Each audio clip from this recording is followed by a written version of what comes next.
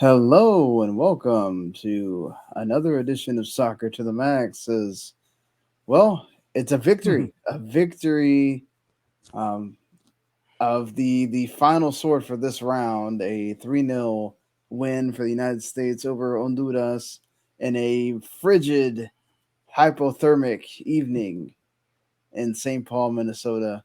We'll get into that about the safety concerns and everything for the teams, but Eric, who's always with me here on the Soccer to the Max.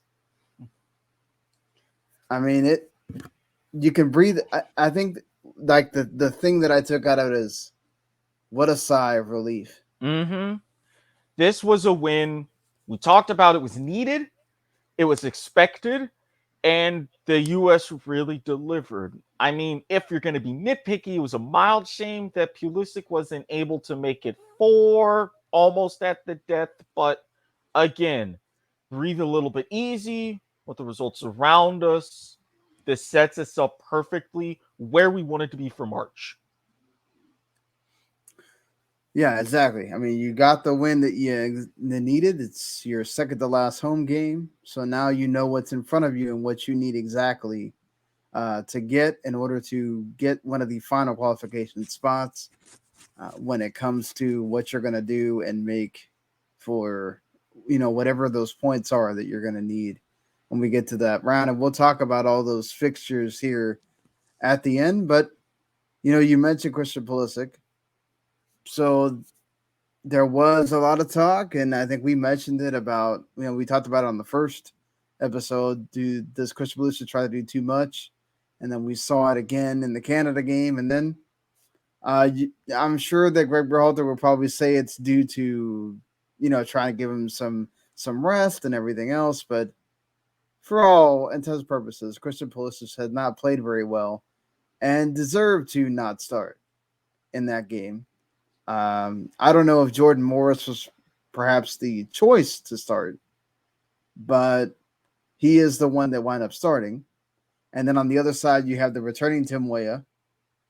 That's one of the changes. Luca De La Torre come in the midfield because Yunus Musa wanted to give him a rest, and then Tyler Adams was hurt, so you had to now play Kelyn Acosta in his spot. And Walker Zimmerman came back in after not being in the Canada game.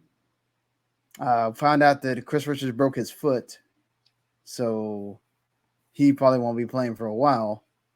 And on the right side, you have Reggie Cannon coming in for a Serginho Dest that had picked up a knock once again. And that's sort of your changes. And Ricardo Pepi also comes in for Josh Zardes. What did you make of the lineup that we saw, and who stood out to you there? I mean, honestly, I was glad to see De La Torre get some big minutes, especially in a must-win sort of situation with a qualifier. Glad to see Pepe kind of start coming back, maybe getting the Pepe train going again. Didn't quite do as you expected on that front, but and especially Pepe in particular, he stood out because with all of the talk about him, with trying to cement who's going to be our number nine, he wasn't overwhelming, but I thought he's at least decent again and showing, okay, now I got to get a little bit of this grittiness. And he showed some of that grittiness. I mean, give also credit to Jordan Morris, who did everything but some maybe key things, but kept pushing forward, keeping things going, getting more and more notice against the Honduran defense. Those would be my key guys. Fair enough. Uh, I thought Pepe was okay. I didn't think he had anything of a something of note. Again, he shows rust in a few spots where he had ability to try to get something towards goal and did not do so. I still think that the whole number nine is completely up in the air. But until Berhalter actually calls in other number nines instead of Ricardo Pepi and some guys, I'm sorry. I'm not trying to. Jesus Ferreira is fine. Mm-hmm. But again, he's more of a playmaker. He works in that FC Dallas system. Justice Artist should be nowhere near this setup right now, especially with all the talent the United States has at forward and at striker. Try out these other strikers. Stop bringing in a Justice Artist who you already know what he gives you, and he's not somebody that you really need to be bringing out. He's great for like the Gold Cup squad and stuff like that. Like I just don't see the point in bringing in someone where you're not getting anything different from him. He doesn't add something special to this team to help those around him. Whereas we saw the difference that the team has with Tim Weah. Mm-hmm. Tim Weah again was the guy on the right side getting things going. The moment that he has the ball, he's going to try to take someone on. I Yep. loved I don't know exactly. I don't have notes for this podcast. I'm sorry. Has been a few nights that haven't been as productive as I've liked them to be. But so there was one moment in the game where he's taking someone on. He can't completely get around him, but he still gets a cross off that actually Mm-hmm. gets into the box. And although I think it wound up not really being a troubling situation, it's still something that he actually did. Yeah. And you don't see that from the guys that have been playing in that position, Pulisic, even Aronson, who has been good in the other games, but just hasn't in this window. But Weah has been that guy. When you're going forward, one of your, out of that 4-3-3 that has always been consistent.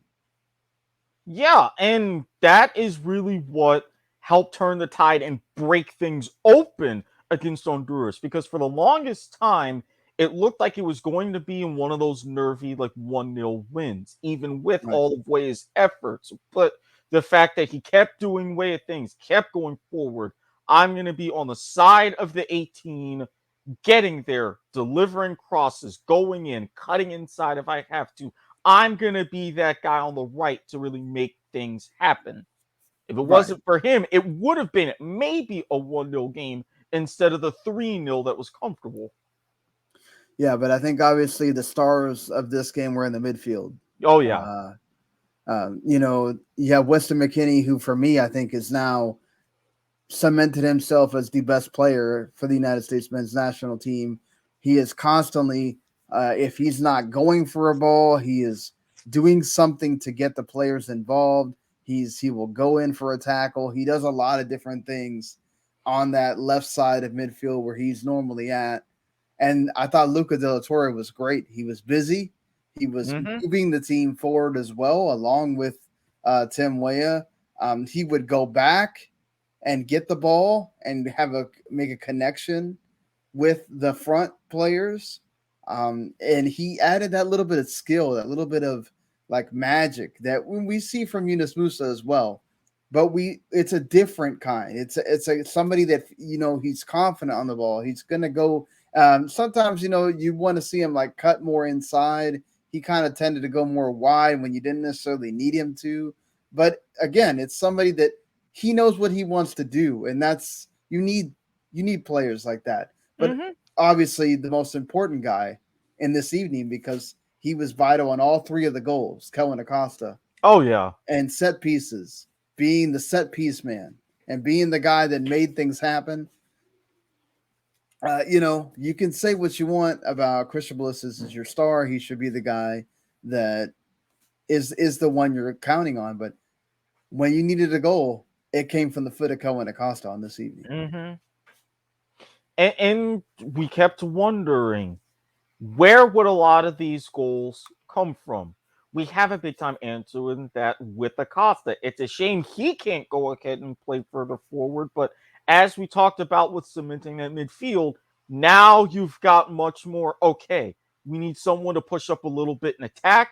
We have someone who can come back and defend. We have someone who can muddle things up in the middle, be tough and do that. You're developing a better core. This is great. Hopefully, We see more of Acosta come the next window. He's going to be crucial. Yeah, I don't know how this is going to work because obviously he plays the same position as Tyler Adams. So, and the thing is, when Acosta has been put in any other part of the midfield, he seems out of place. He doesn't have the same function that we see him have because when he's a 6, which is what his natural position is, he knows, okay, I'm going to have to go get the ball, but he also has Weston McKennie that can do that, and then he can go and get forward and make those passes that needs to be made, and he will do it from either from long ways or bringing those low crosses. And then obviously every time you have a free kick opportunity, you feel like the team's dangerous instead of, well, let's see if they get it past the first guy. And that's what was happening in these first 2 games. Unfortunately for Crystal Pulisic, he just wasn't on it.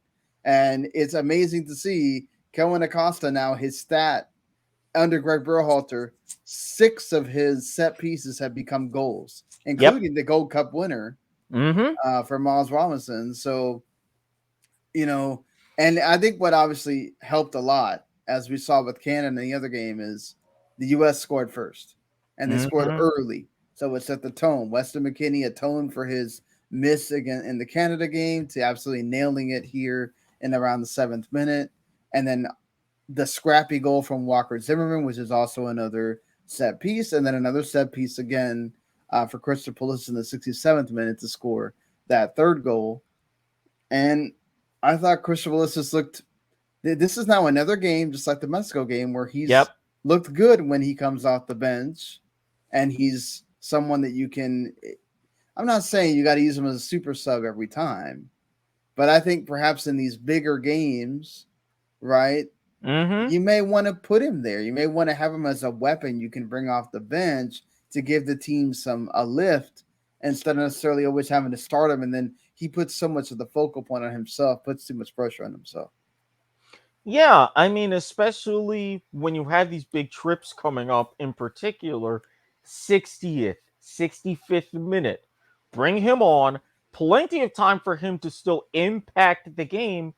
And honestly, at worst, you don't lose a beat from what you're doing. At the best, you have someone who can bring that bonus, another big body who can come in, not necessarily be dirty, but it's like, hey, you need someone to move forward. You need someone to pick a pass out. That's Pulisic perfect.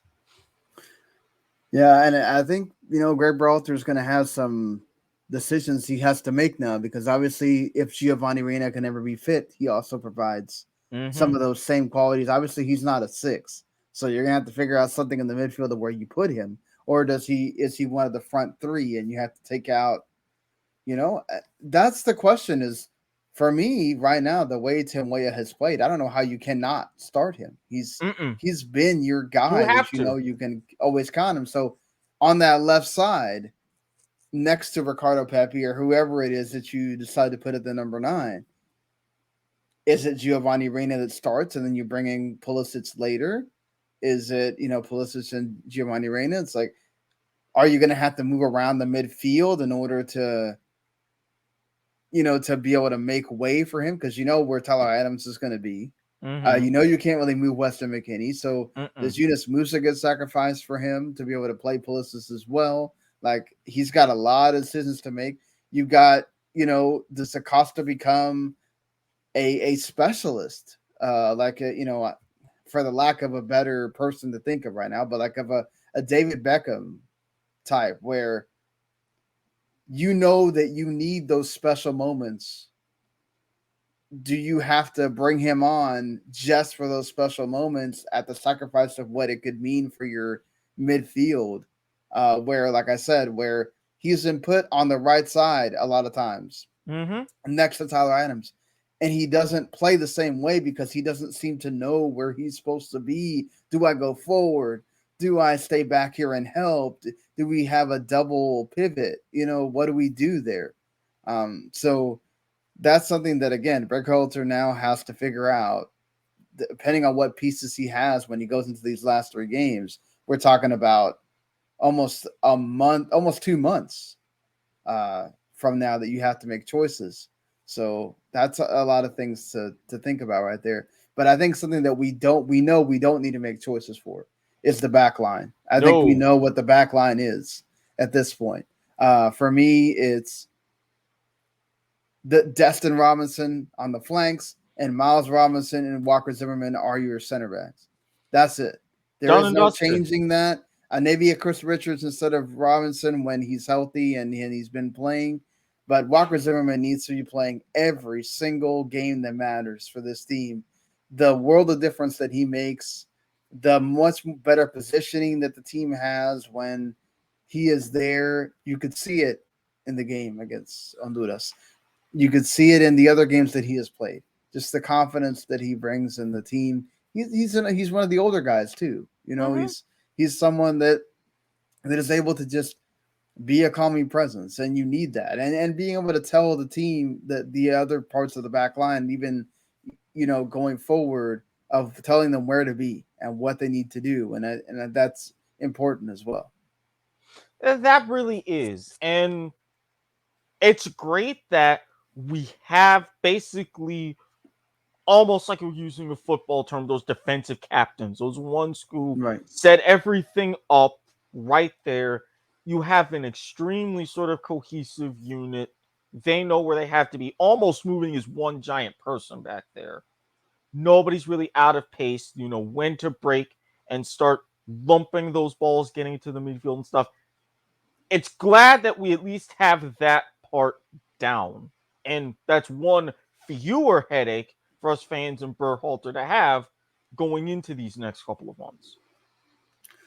Yeah, I just hope that Greg Berhalter sees the positives from this last game Mm-hmm. and is wanting to bring a Luca De La Torre for the next one, or someone like that, and not necessarily, oh, let's bring in not saying nothing against Jordan Morris. I think if he finally gets some time, which they will, this is the nice thing, is that now MLS will be in season Yep. for these last three, so you'll be able to get a look at different guys aside from the European guys as well, obviously.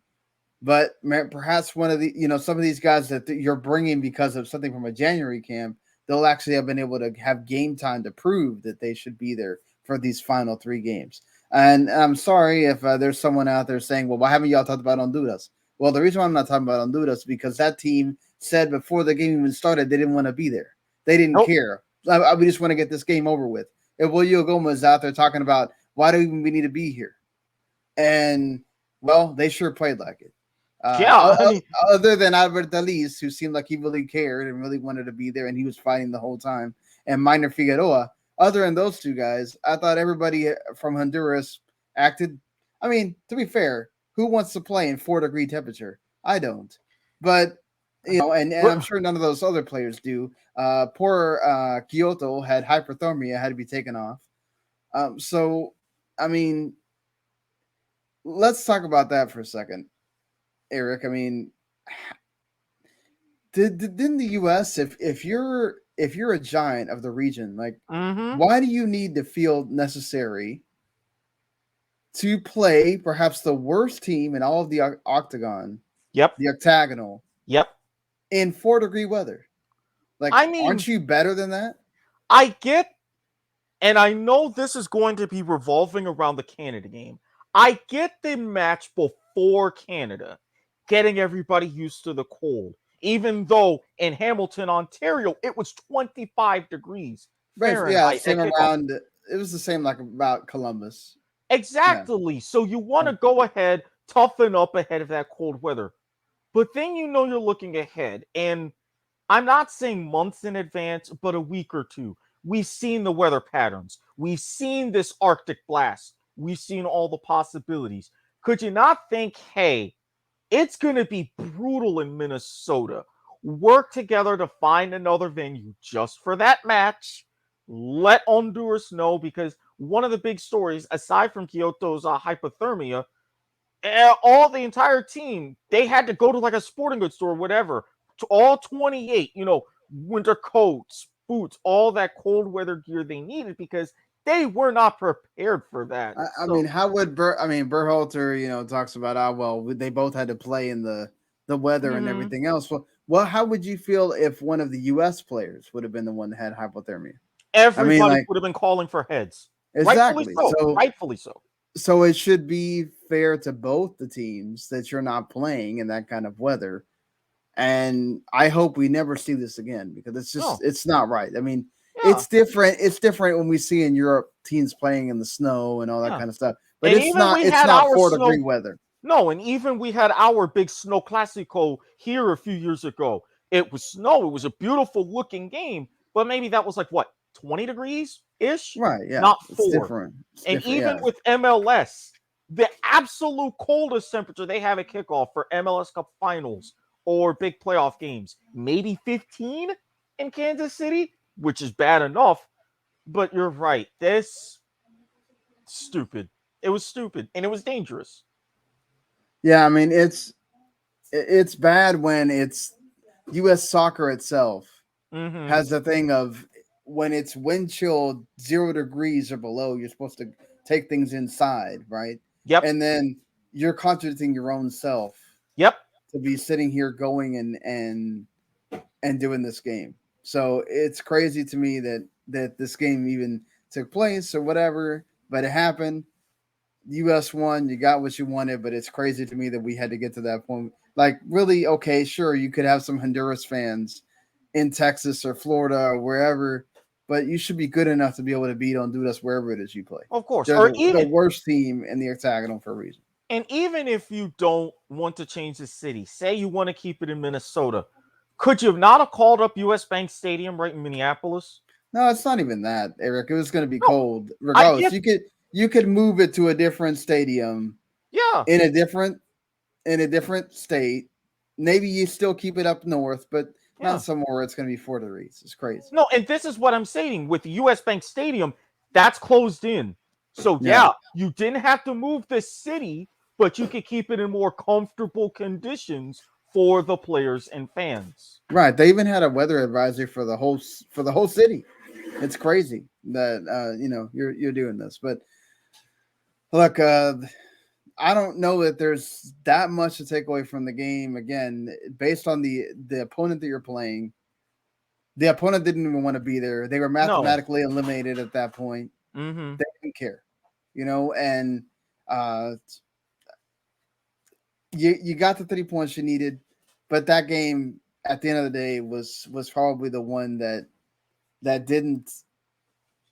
It mattered. It mattered. It was a huge game as far as the result and everything, but man, I just don't know how much you can take from it Yeah. because This was, call it what you want. Everybody can call me out for this.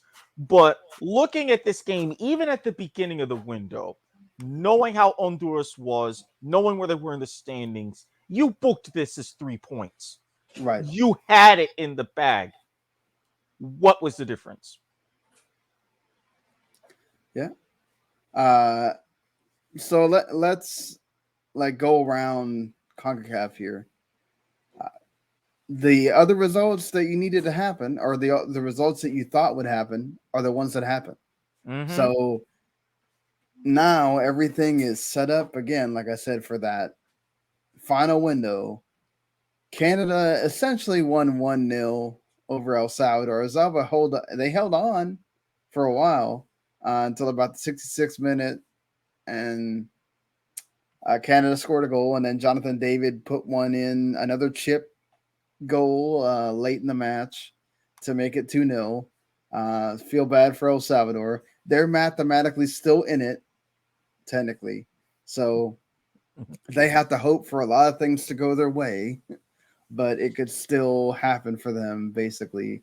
They have to pretty much get 3 wins here in their last games in order to even make it something for them. So and the most they could get is 18 points, and they pretty much have to hope that Panama or Costa Rica don't get more than a point, which that's going to be difficult. So, The way that Panama played, even my heart hurt for them towards the end of the match against Mexico. yeah, exactly. I would agree there.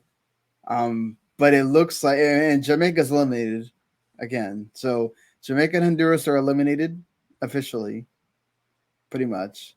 El Salvador has a sliver of a chance, but I mean, they have to have a lot of things go their way, which I don't think you're going to see both Costa Rica and Panama not gain a single point in the next window. That's almost, and then El Salvador obviously again has to win all three of their games, which would include a final game against Mexico at the end. That's really rough for you to think that that's going to happen.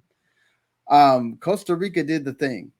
They did the thing that they do, which is they sat there and defended. Jamaica had 15 shots to Costa Rica's 7.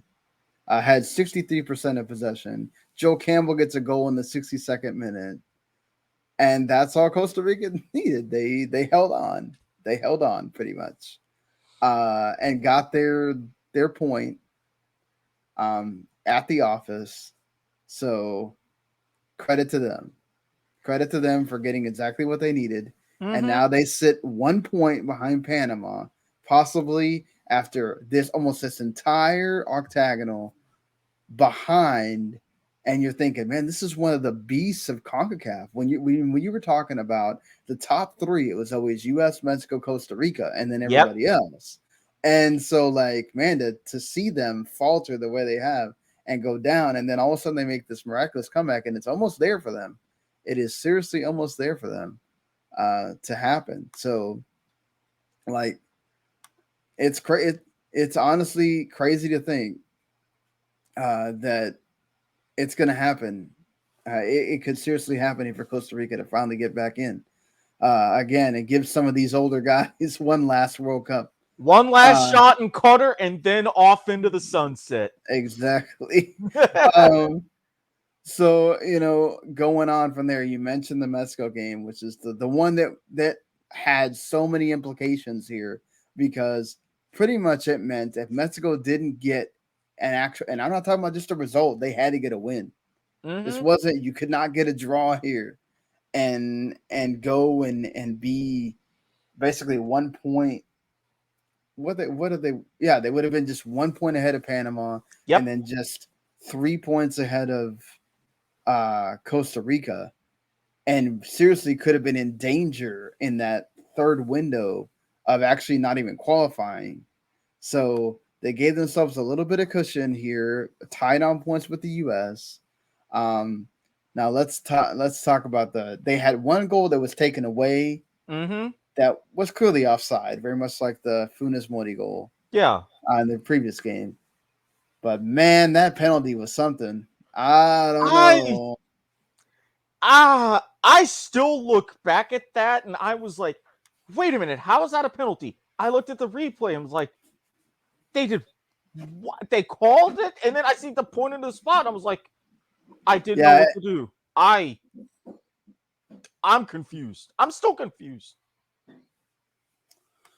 Yeah, I mean, it's crazy to me that, I mean, they're going to call it, number one, it's Mexico and Mexico. Yeah. And then number 2, there was contact. I get that there was contact entirely. Yeah.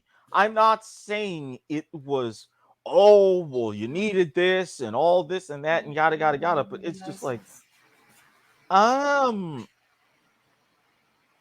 letter of the law, and okay, I can see why you called it, but it's one of those to where you can make an argument. Yeah, there was contact, but this and that. So I don't know. I just still feel bad for Panama. Yeah, no, I feel bad for Panama too. They had it. They were giving Mexico fits. It wasn't just like they were out here just holding on and doing all this, man. They made it difficult for Mexico. And that's the thing that you have to worry about if you're the U.S. men's national team. Mm-hmm. They're not going to just go into wherever it is you're going to decide to play that game and lay down. They're fighting for something. So they're fighting for a spot in the World Cup, and they're going to go for it. So considering where you're at that time, that would have been huge. Imagine if Panama can go to Mexico and get a point there. And they had this during the game. It was a straw poll. They literally asked fans, does Tata Martino's job depend on the result of this match? Nearly 70%. They had the hashtag Fuera Tata. They're like, nope, he's out. We're done. We can't Oh deal yeah. with this. I mean, inside the federation, I think he would have been okay, but they had been so overwhelming from the outside that it would have been incredible to. We're gonna lay it all on the line for these last 3 games. When you have one against, let's look at who they have to play. I mean, you got the U.S. coming to town. Yep. I mean, yeah, you get a point there, but that doesn't really move the needle for you as far as where you need to go, considering who these other teams have. I mean, yeah, Costa Rica has a really tough game at home against Canada. Canada only needs to win one of these games to basically qualify. So they don't even have to win against Costa Rica. They don't have to do anything. But I'm sure that they want to preserve their unbeaten streak, so they're going to go for it. But Canada has 2 tough games. Sandwich in the middle, though, they have Jamaica, who's already eliminated. So that could be the game that they get the 3 points and you move on. But Mexico they have their game in the middle as well against Honduras, And probably by the time they play El Salvador is eliminated. So they really only got to deal with the U.S. I mean, to be fair, you got 2 games that you should expect to win. And one of them's at home at the end. So that's why I think a lot of people inside the federation were not so much worried, because looking ahead at what you have, you should be able to beat those 2 teams. You should, Right? and it should be comfortable, but at the same time, and I say this and I flash all the way back to 2018, just because you should do it, just because you're expected to do it, this is still CONCACAF. Weird things happen. Right. Weird things do happen. We've seen it. We've seen it so many times. So not to say that it wouldn't, but it's something that, look at, Panama has Honduras at home, where Panama have been great this entire campaign. You would expect 3 points. El Salvador plays Jamaica at the office. If they can get those 3 points, then their game that they're playing against Costa Rica matters. Yep. And that's what you want if you're the U.S. and Mexico. You want that El Salvador Costa Rica game to matter. So you're rooting for El Salvador to win at that point, and then you're going to see how the results go for you. I'm sure if you're looking at it as far as creating distance, you want Canada to keep winning, because at this point, getting first in the octagonal really depends on Canada kind of just bombing out, which, considering the teams that they have to play, 2 of them in contention, it's possible, but also it's Canada's the number 1 team. You should expect them to go out there and get the wins that they're going to get, or get points, at least if not draws. So, the U.S. and Mexico are going to basically try to go for a draw in Azteca. Could either one pull off the big win? Sure. Yeah, Mexico's at home, but Azteca's been almost a burden for Mexico at this point. They haven't done well at the Azteca, honestly, in this campaign. The U.S., could they try to pull 4 for 4 on Tata in big games? Man, what a big moment for Greg Berhalter that would be. When all of us were sitting there saying, "Oh, why aren't you interviewing Tata Martino for the U.S. job?" Right? And look at what's happening here. Yeah. And even Tata himself was like, "Hey, they didn't call me. I'm going to remember that." Now you have a little bit of an edge as you see why, especially with these right now, Greg Berhalter has his number. It's 3 for 3 right now in games that matter. So could he make it 4 at home in Mexico? Remember, the other 3 are all in the U.S. So how much do they have some kind of oomph? And then 2 of those in the 2 finals that were outplayed. So what are we looking at here? Remember, Mexico, Chucky Lozano got hurt again. So how much is that going to affect things as well? That's going to be a huge game, obviously. But then you're looking at Panama at home. That's not easy, considering where Panama might be at that point, needing to get the most points they can. And then the U.S. has Costa Rica, another team that is going to be needing points in Costa Rica, but the U.S. has never won in World Cup qualifying. So big games all around here. Costa Rica has Canada and then El Salvador. They have that nice one in the middle, depending on what happens with El Salvador. What kind of El Salvador team are they going to get going to El Salvador, by the way? So, you know, these are such monumental games now, knowing what you have with Canada out at front with 25 points. US Mexico, again, goal difference being the separator, now a 3-point goal difference for the US over Mexico. And then Panama, Costa Rica tied on goal difference right now. Just 1 point separates them. Again, crazy to think that's where we are with these teams. Yeah, Uh, I said you don't want to go into March having a top 6. Yes, El Salvador in it mathematically, but looking at the table, looking at everything realistically, you have a top 5. You can live with a top 5. You just got to go and get the job done. yeah, you got to go and get the job done. Again, you got to really either go for the win or get the draw against Mexico. You don't Yep. want to lose and have Mexico have a 3-point lead Mm-hmm. against you at that point. So the U.S. really needs to, come in with it and get the points that they need there. And then you got to go and beat Panama at home. You cannot lose that game. You cannot draw that game. You got to make sure that you get yourself a cushion going into that game against Costa Rica. And again, Costa Rica could very much well be in fourth spot by the time, Costa Rica could be sitting there fighting for a third or fourth spot by the time you get to playing Costa Rica. So there a lot of choices, a lot of big decisions are going to be made by the time we get there. But Tata Martino got to save his job for that final window. Let's see if they make it. It looks they should make it to Qatar, Mm-hmm. all things considered, honestly, with who they have in front of them. But it'll be interesting to see who goes along with them. And you would think that whether it's Panama, whether it's Costa Rica, whoever comes out of that Oceania region, they have a better, they have a pretty good chance of getting to the World Cup. So, you know, there's a lot at stake for these teams here. You didn't want to see a top 5 if you're the U.S., honestly, because you didn't want to have another team in contention to have to fight against. But you definitely have the toughest window you've ever had in these World Cup qualifiers now at the end. And what did we say at the beginning? We didn't want to get to this window and have to worry about making sure you got a bunch of points. Mm-hmm. And now you have to get at least 4, if not 7 again. Ideally, I would set even the minimum at 5. Yeah, 5. Win, draw, draw. Right.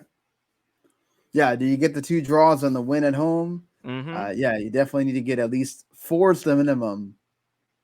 And yeah, 4 to 5 is the minimum. And anything after that's really nice. That's a lot of stress to think about. Thank God we got a month, We can almost 2 months we to, can take a breath at least yeah, for a little while. take a breath for sure.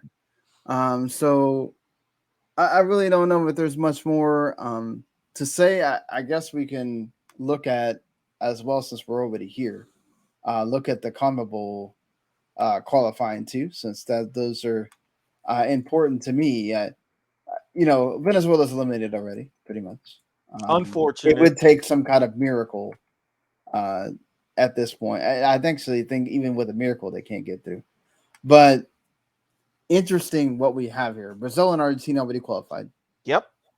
Ecuador, I think, only needs a win in these last 2 to secure qualification. For sure, I think even if they get a point, they pretty much secure themselves at least a spot in one of the 5 spots. But remember, whoever wins here plays the Asian Confederation playoff team. So right now the standings are Brazil, Argentina, number 1 and 2. 39 points for Brazil, 35 for Argentina. Ecuador is right there in 3rd place with 25. Right behind them is Uruguay with 22. In the fourth spot, Peru 21 in the fifth spot. So right now, Peru would be playing the Asian contingent if it ended today. And then Chile, Colombia right there. Um, Chile, Colombia are kind of the two teams that have a chance. Mm-hmm. Bolivia technically is not eliminated because they could get up to 21, but that's a Yeah, there are rough chance. they would have to Um, have the top all the teams above them lose, and even if they were say dead even with Peru, they would have to make up what is that 8 goals? yeah, that's crazy. So Ouch. essentially, like I said, it's Colombia, Chile, Peru, and Uruguay fighting for two spots because Ecuador really doesn't need a whole lot to um, and they've got Paraguay in their first game. So you'd imagine they get the 3 points you Mm-hmm. need there, and then that's pretty much it. The interesting thing will be, Bolivia has to play Colombia, who's fighting for it, and then Chile has to play Brazil. At that point, Brazil technically is still fighting Argentina to make sure they're the number one team, which they can clinch that if they're able to win against Chile. So a lot to play there, And a lot to play for there. especially both Brazil and Argentina, both of them also unbeaten. Yeah. So Uh, that's something to just keep in consideration. Yeah, and they're not going to make up that game that they have between each other. They're just going to leave it canceled. I think is what they're going to do there. So yeah, that's the thing you got to think about is okay. So like if Chile doesn't win against Brazil, the highest they can get is to 22 points. So then you have to hope that Uruguay keeps winning. They beat Peru, and then you are in by the skin of your teeth there. Mm-hmm. Colombia have to basically win their next two in order to get through. Um, or get a basically almost have to win because even if you get the combination of the win and the draw, you're it's not really enough, pretty much. So again, some pretty interesting matchups that we're gonna have here. Uruguay, Peru, what a huge game that's gonna be in deciding what happens there if one of them can come up with the win. Colombia, Bolivia again. Also, again, Bolivia technically is in it, but technically kind of not. Also, so Colombia has it all to play for there. Again, Ecuador can seal that third spot with a win against Paraguay. Then you have that last match day, March 29th, Peru Paraguay. You would think that Peru get the win there. It all depends on what happens in that game before then. Ecuador Argentina kind of doesn't matter at that point. Chile Uruguay, what a huge game! What a huge game between those two. Colombia playing Venezuela at the end, then Bolivia and Brazil. That game doesn't really matter either.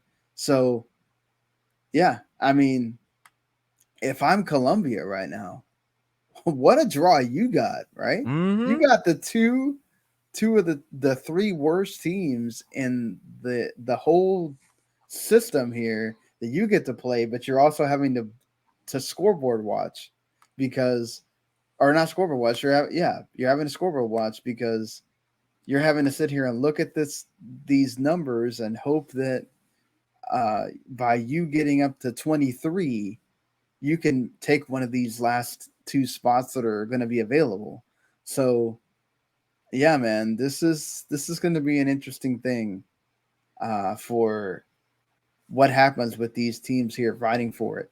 But if you're Colombia, you got a really nice draw out of this entire thing. Chile has such a tough road, man, to try to get to that fifth spot, playing two of playing a team that's fighting for it right there with them, and also Brazil, who still needs to get points, at least three.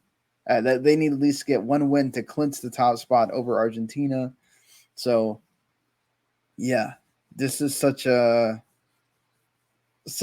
craziness that's going to happen what's in these last games And here. imagine Chile ending up potentially now going back to back without qualifying. Yeah, man. Who would have thought after all those years of them looking amazing and winning those Copa Americas and the Copa America Mm-hmm. Centenario and everything else? And What did they do? Make it to the final 8 and the World Cup that they had a tremendous run in, or at least Yeah. they made it past. Yeah, so will be fun to see what happens with the Americas. And but again, thankfully we get a little bit of break to not have to focus so much on this. We'll be back on the idea. I think is Monday nights for our regular show. We'll start our MLS uh, previews, where we're going to be talking about 7 teams and giving you kind of thoughts on what their best case scenario, worst case scenario is for the season. Who's been in and out of the teams, and coaches and everything else, and that'll be fun for us to go through. So we'll be back pretty soon here, Monday night, for the first show that doesn't involve U.S. men's national team talk of 2022. Until then, everybody, see you later. Peace.